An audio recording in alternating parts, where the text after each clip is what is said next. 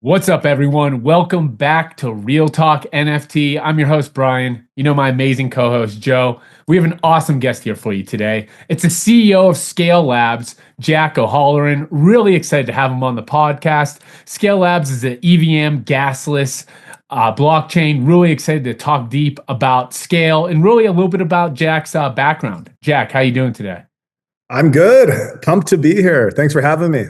Yeah, we're fired up to have you here. Definitely excited to talk about your background, about SKALE Labs. But I always like to kick it off and learn a little bit about you. How'd you get into the? What was it like before you got into Web3, and what got you into the world of Web3?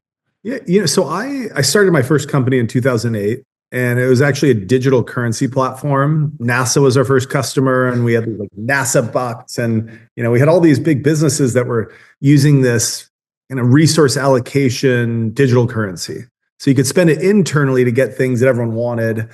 That was my first foray into like digital currency and like how incentives work with, things you can do with currencies. Anyways, to make a long story short, the market crashed in 2008 and we ended up building, a big successful AI company and, sold to the majority of the Fortune 1000 global pharma, biotech. So essentially I came from enterprise software where I was in this like hardcore, super technical world, like very competitive world, like selling software to the biggest businesses of the world. But in that process, I just really got turned on to Bitcoin back in the early days. And like I was in China once for work and this guy is like, you must buy Bitcoin. This is back in 2013. And, I'd been hearing about Bitcoin for a long time before that. But I kind of went down the rabbit hole then and then really got into the space. In 2017, I was starting my next company. And, for me, the smart contracts and what Ethereum had built, an Ethereum virtual machine, just gave this entirely new platform for new businesses and new business models. And so that like captured my imagination. And then, that was kind of my foray into the space. And then the next company I started was SKALE back in end of 2017. Man, amazing. So you've been in the space for a minute. I love to hear that. So you've seen your fair share of bull markets and bear markets, huh? Yeah, I have. I've been through them. It's different when I guess it's always interesting, but when you're like working in this space, you feel them even more acutely than they're just your bags, which it's also a strong feeling and a lot of emotions going. But I've seen it. I kind of have this philosophy that we're going to start getting to more of a point of normalcy where crypto starts getting more mainstream and start using every business in some way, shape, or form will use crypto, whether it be USDC payments, settlements, NFTs, for gating and community and, meme coins for, community building, et cetera, all the way to, many, many industries just leveraging smart contracts for their businesses. And so I think we're going to still have like fun pops and growth, but there's going to be a little less of the traumatic, like, or maybe we're a cycle away. I don't know. Don't quote me on that. Not financial advice, but I think we're maturing and things are going to be a little less rocky, which will be good. Yeah, I mean, you nailed it. That's my exact same take as well. I mean, I see a world where smart contracts and meme coins and NFTs and cryptocurrency are going to be adopted by major players in all sorts of different industries, and it's already being that way and being disruptive. But I always talk about like volatility. I've been in the space for a long time. In every bear to bull market or bull to bear market, however you want to call it, there's just extreme volatility. And I always kind of try to tell our community like volatility is not really a bad thing if you really believe in what you're investing in. Like if fundamentally like the code doesn't break with Bitcoin, but we wake up and there's a 40% correction and it's just because of some outsider influence, a tariff or something, I'm not really going to sweat it that much. I'm looking at it as like, well, like, of course a sticker shock, but I'm like, man, Bitcoin's on sale. Keep centered in those times because yeah, and this is like an unprecedented time with the amount of volatility we have because there's so much volatility, but the volumes are massive. of all, all these volumes, even the whole altcoin space, like volumes are up so much and there's so much volatility. And so it's like, for people out there trading, it's huge opportunities to make a lot of money. And in a way, I think that kind of supports the volatility because people are moving money in and out and trying to, is a tariff battle really, mean there should be 2 billion liquid, like in a day leave the money? Not really. Like it's, it's just that many people are moving around and then they move back in and they move out. So you got to just kind of like, I don't know, keep calm and carry on. Yeah, that's a great call out. And I do believe as more, institutions are already got their, foot in the water here, toe in the water, I should say.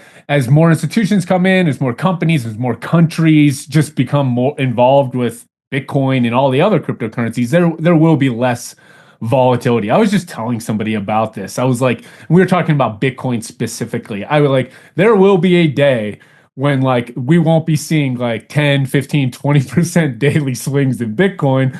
It's going to be trading like a mutual fund. It's going to be boring. I'm going to be probably on to the next. You'll miss these days. Yeah. You can't just buy and dip anymore and be up 10% the next day. Yeah, exactly. Or the next minute. I mean, like things just get, I joke with Joe all the time. I'm notorious for buying like, and it's more like meme coin wise, but like 70% pullbacks. I'm like, it finally hit a 70% pullback and I'm like really interested in it at that point. I'm like, because I see it coming back. I see the way it will come back. But it's certainly a crazy time in the crypto industry. And I definitely want to talk about SKALE, but you hit a couple things I need to bring up now before I forget. You mentioned the AI world. Curious about your thoughts of AI and how it's integrated with crypto. Yeah, Jill and I talked a little bit about this recently. So Joe, this is going to be a little bit of a repeat for you. But I mean, when I look at AI and I look at blockchain, like they're actually really well cohesively aligned with each other. So AI is programmable intelligence. Blockchain is programmable money. And when you combine those two strengths together, you can create amazing use cases and products. And the first products we're seeing today that are really successful are AI agents that are trading on your behalf. So the interesting thing is that they're acting on your behalf in this fully automated, seamless manner. Now, the cool thing is that they are intelligent, so they're not going to be running off doing things you never told it to do, like mortgaging a home or something. They're operating within, kind of a narrow window with safeguards. It's almost like bowling with bumpers on. But within that space, they're free to do all these things because they're enabled with crypto payments and smart contracts. So, and you think about that, that's kind of a speculative use case where people are like having these AIs trade meme coins for them. But imagine, all the business use cases where all of a sudden you can, connect money and or value transfer and smart contracts to programmable intelligence. So SKALE, for example, our network did a study recently. 40% of the top 10 AI projects by amount of users are all on SKALE. And whoa, yeah, that's pretty cool. Yeah, we're and I've got a background in AI. I worked in the AI for almost a decade. My co-founder has a big background in AI. We really built SKALE to support AI. I mean, that was Stan, my co-founder's original vision. He was like, we're gonna have, and he was like really big into TensorFlow back in the day, like just, talking about like that was the cutting edge before LLMs and saying like combining this with smart contracts for automated payments. And, he really saw the playing field, but our spec was built from the early days to support AI. And that's why I think we've been doing so well in AI.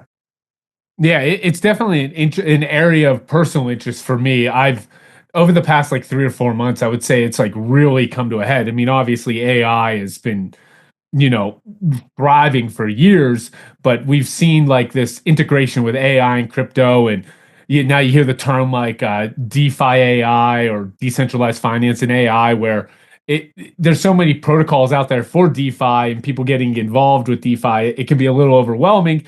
Now you have this AI agent that you can ask it like, hey, Graphane, or hey, Orbitz, or hey, IXBT, where's the best place for me to stake my ETH and find me the best yield? And it'll come up with like a list of places. It's like, do you want me to place that order for you? And I'm like, yeah sure. Yes, thank you for me. Yeah, thank you.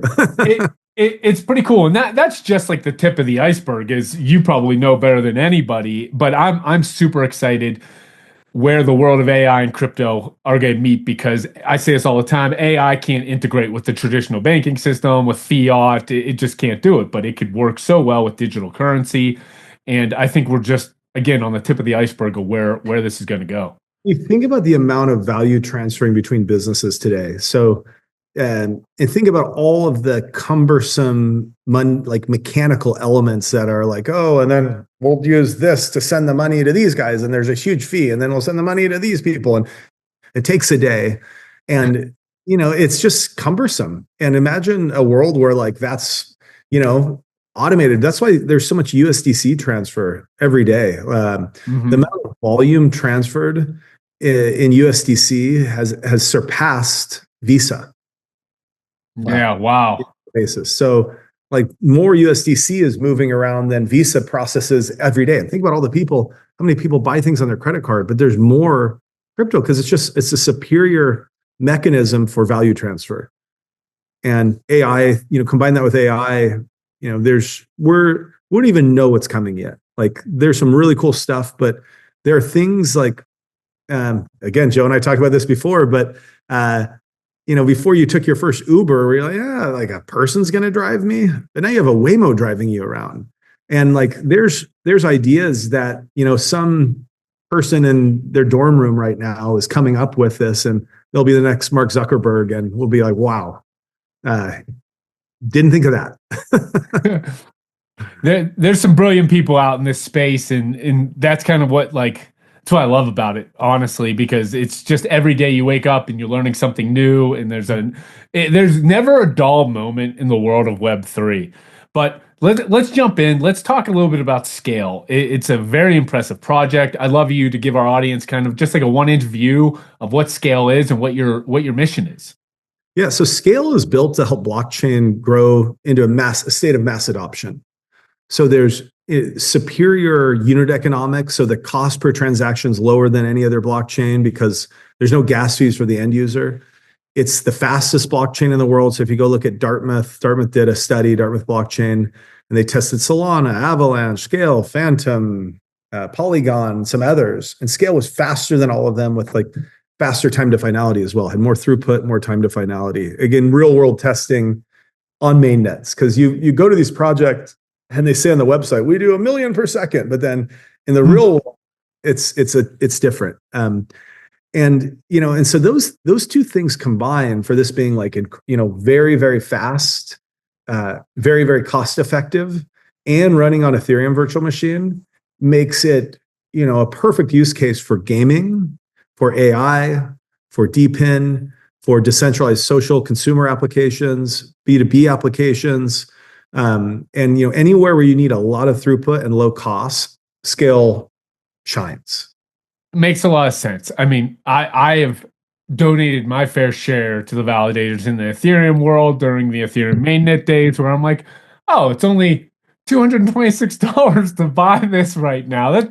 That doesn't seem so bad. I mean, it's ridiculous. So bad. I'm degenerating into this NFT. $200. Who cares? It's like, it was an absolute gas war, and anybody that's in the space absolutely knows what we're talking about, because we all did it. And now we go on the blockchains just like SKALE, and when it's like gasless or very minimal gas fees, and how fast they are and how effective they are, it's really a breath of fresh air.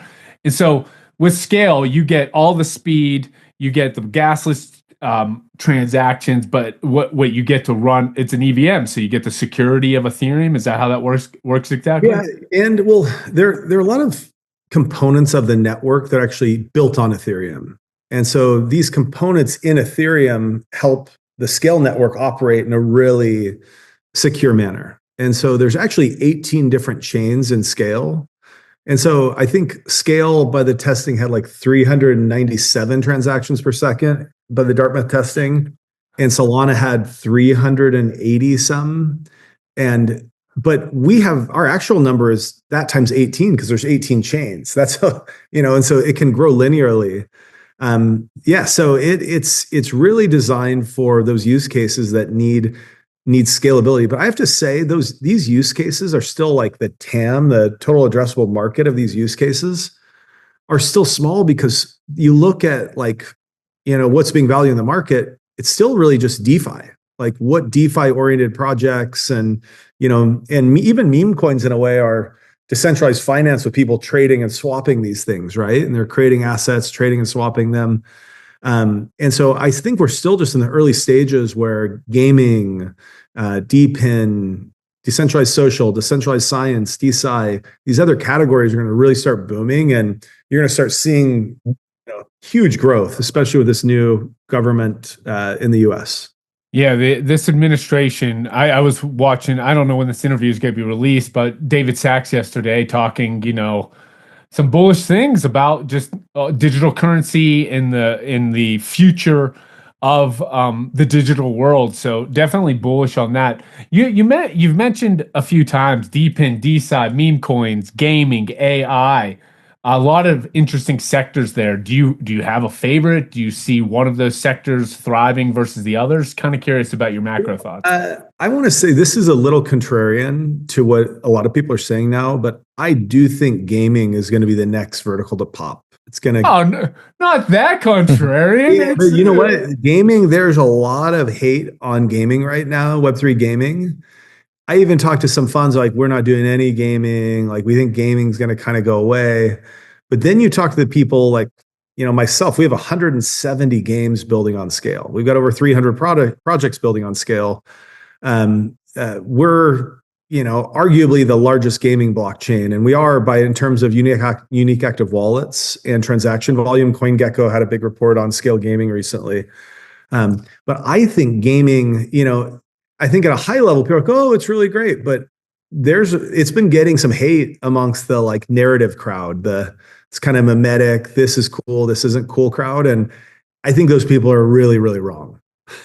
Yeah, we talk about this a lot because I'm kind of like I'm not a gamer. So like I try to like relate, like of course like I've like played quite a bit of video games in my life, but like I'm not like the type of guy that's gonna sit down and play an Xbox or PlayStation for 8 hours at a time. I'll stare at a meme coin chart and degen for that amount of time. No, but it's very interesting because I guess what we hear a lot, and the question I was asking people is like, why are like gamers not gravitating towards Web3 gaming? What's your thought there?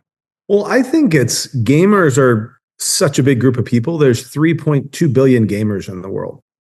And so I think when you think about it, there's like 100,000 gamers out there that are hardcore, that are really vocal. It's kind of like politics. You got these people on the like different ends of the spectrum that are really vocal, but most people are kind of somewhere in the broader middle category. And gaming's the same way. You have these people that are like, oh, I hate blockchain. I'm like, they're the same people that hated free to play gaming. And then they hated, all the different, iterations and permutations. They hated UGC stuff. And now everyone's like, oh, UGC, Roblox, and, all these things where users are creating content. Like now they love it. But blockchain got particularly a bad rap. And I think just because people, also the incumbents in power are like, we're making so much money. Like, look how much money the gaming industry makes compared to the film industry. Like games dwarf movies in terms of revenue every year.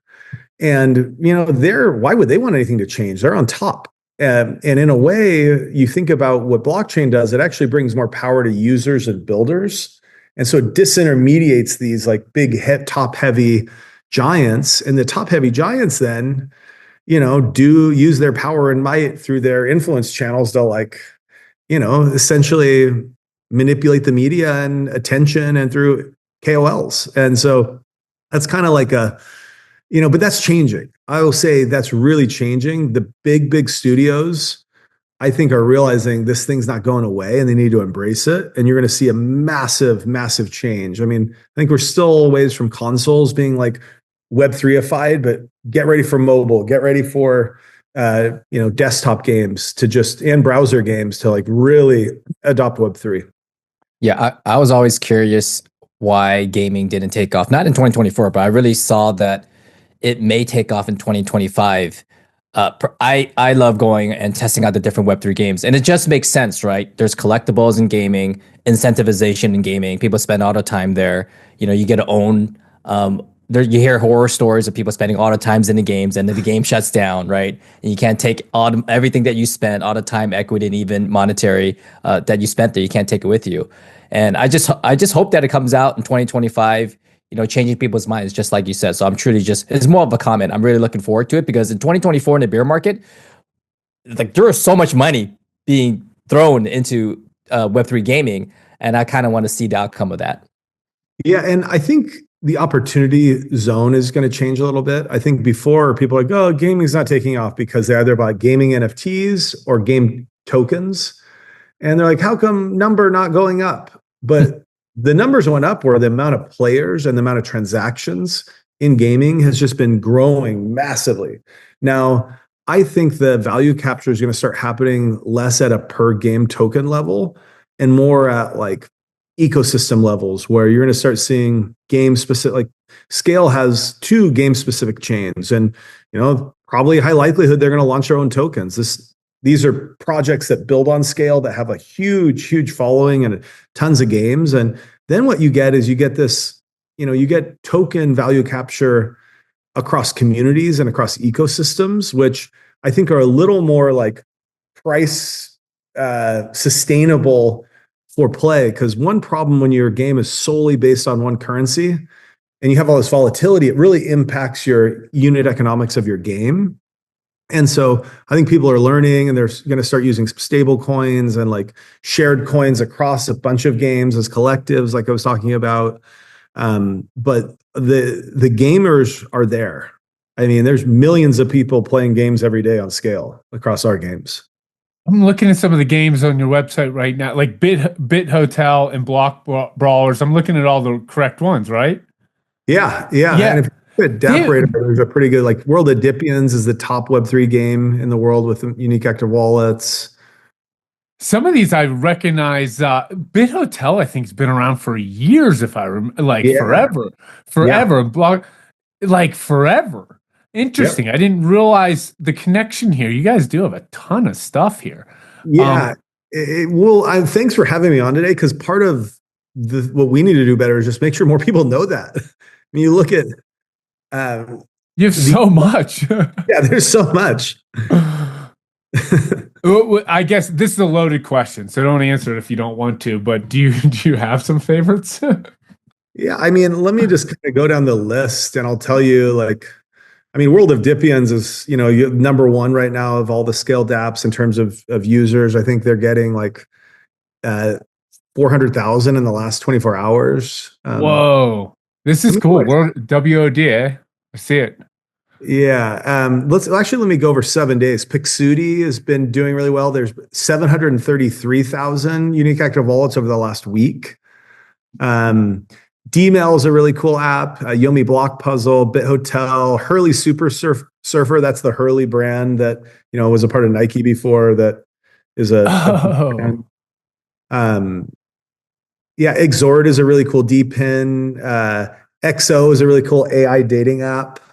Stray Shot is like a massive game, and they're still just, they have a ton of they have a ton of action, but it's still like not in full-fledged live mode. It's still in a somewhat beta mode, and they're releasing a really cool new different format for the game. Let's see here. Cryptopia has got a really amazing Cryptopia. Yeah, they've been around for a while as well. Yeah, they're awesome. Haven's Compass is, I think, one of the best shooter games in the world, and they're getting ready for a breakout here. So, in terms of, I think, their growth, and we have some other cool stuff too, like Stars Play, which is Stars Inc. They have a fantasy football game, and cool. But it's only available, it's like Lionsgate Entertainment Media, but it's just in EMEA. So because of regulations, you can just, if you live in the US and you have Apple TV and they have all the MLS games you can watch, well, Stars has the same thing on their streaming service with like Italy Serie A, Saudi League, and some other big leagues. And you can scan a QR code and play fantasy football with stars on Scale. Very cool. Like crypto, with like put your money in and like I love that. I love that. Again, like I have to reiterate, like a lot of these games I'm quite familiar with, and I didn't realize they were connected with Scale. I even see you have like Death Touch. I remember like the Deadfellas team talking about their digital trading card game and everything along those lines. Yeah. And like, yeah, you mentioned Hurley. This is I urge anybody in the audience who's interested in gaming, we're gonna give you a shout out at the end for the website. You definitely have to take a look because I'm blown away with how many options you have here and how many are so recognizable. I had no idea that you were connected to them. Yeah, I think, one strength and weakness of Scale is that because we're gas free, the developer has to buy Scale and rent space in the Scale network. But the end user doesn't have to buy Scale to like play the game. Now, it makes our games hugely successful, and we have way more users, but then people aren't smacked in the face like, oh, I need to go buy a Scale token so I can play this. So in the short term, that's a disadvantage because we get less awareness. But in the long term, it's a huge advantage because we're building such mind share. And then, hey, one thing we're asking our app partners to do is start putting like powered by Scale on the app so that it's clear. But yeah, awesome that you know those. I mean, there's some really great builders building on Scale. Yeah, you have a ton here, and anybody that I missed here, I apologize, I'm sure, but you have a ton of great options here. I'm curious about your thoughts on just like, you mentioned Hurley, and that kind of stuck with me a little bit, like legacy brand adoption. Like, what are your thoughts there? Is that like a big market for you to go after these legacy brands and try to bring them over to Scale? I think so because again, we're gas free, so it just makes it so much easier for the end user. And I mean, everyone's been in this situation where like, oh, I need to like go to Coinbase and buy this token, then send that token over to my MetaMask wallet. Oh, I need to send it to my mobile MetaMask wallet, not my desktop. Okay, then I send it to the other wallet. And then you're finally there, and then you're like, now I can play the game. Like, you're gonna lose people in the mainstream world. It's only people that are like us that are gonna degen into things to chew through that glass. And so I think legacy brands and legacy sports leagues. So we have a lot of big sports leagues that are coming onto Scale with games that have NFTs that you can utilize in the game that connect, major global brands with these leagues and create amazing experiences. So there's a lot of stuff that's going to come now with this new administration now that crypto is not illegal. Yeah. Yeah. Crypto's not illegal, huh? What's the future hold for you? What kind of like partnerships or just overall the roadmap? Anything coming up that everyone should keep their eyes on? Yeah. I mean, we have, some really exciting big new products coming out that are additions to the Scale ecosystem. That Scale, by the way, Scale is an open source decentralized project. So it's really like a broad set of builders driving this.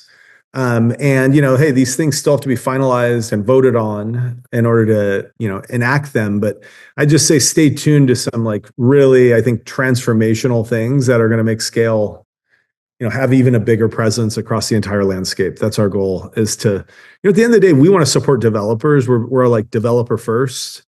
And I feel like if we keep doing that and we keep making all of these applications and businesses successful, then it, just brings value back to the Scale community. Yeah. It's so important to support the developers at the end of the day, because that's, I would imagine, the backbone of everything you're trying to build, right? Yeah. And it's weird. We're in this, I was at this conference last week, and one of the biggest topics, and this is like, it's a ski conference, a crypto ski conference. And, I think it's like 90% VCs that are there and like 10% founders of projects and stuff. But the biggest topic is the industry getting ready to shift into a fundamentals landscape? Right now, it's all like memes and what's hot, and what's new, and it has this market cap and like all these things. And, that's very different than if you go look at traditional stock market. They're talking about EBITDA and, different revenue projections. And did they hit their number this quarter? And, how much value are they capturing? What percentage of market share do they own? And how are they growing in market share or shrinking? And people are looking at those things to define value. And I think our space is like getting there, where people are going to, there's going to be more maturity. And it doesn't mean things like memes aren't relevant, but those are value in themselves. Like, where are the memes going? Where are the meme communities going? And, and how will that space evolve? So, yeah, I think, it's an interesting time. And I think like we're almost at this knee of curve in terms of maturing as an industry. We're almost there. We're almost there. Almost. We're not there yet. Yeah. And it might not be this cycle. It might be the next one. It might be 2 cycles. No, I don't know, but it's coming. I'll tell you that. No, I absolutely agree. I love what you're building here at Scale. Very cool. I'm sure any developers that are looking to onboard should absolutely reach out to you and reach out to Scale. Want to give it an opportunity for just our audience to, find and engage with Scale on on everything you're building. So give a shout out there, and anybody to reach out to you so they could reach out and learn more.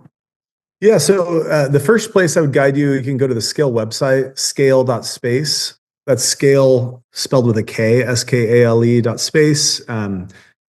On X, it's at Scale Network, or you can follow me at Jack O'Halloran. And if you can't spell it, go to the show notes. You'll be able to find it there. But also you can go to the Discord at scale.chat. And there's a lot of chatter there, and a lot of good stuff happening. Jack, you're the man. Really appreciate you jumping on and giving us a breakdown about Scale. Everybody, I'm going to put those links down below so you can definitely access it. If you don't like something, definitely hammer Jack on Twitter. He seems like he would enjoy it to learn a little bit more. Or I shouldn't say learn a little bit more, get a little bit more feedback out there. But you're doing some great things. Thank you again. Thank you. This was fun.